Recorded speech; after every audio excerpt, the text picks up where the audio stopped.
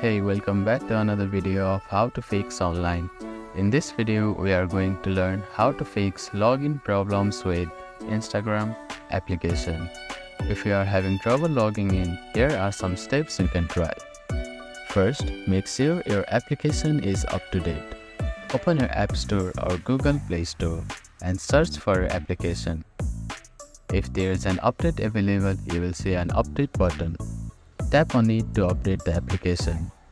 Once the update is completed, open the application and try logging in again. If updating the application didn't solve the issue, the next step is to restart your phone. Sometimes a simple reboot can fix underlying issues that might be preventing the application from working correctly. If you are still facing login issues, try reinstalling the application. To do this, delete the application from your phone and then reinstall it from App Store or Google Play Store.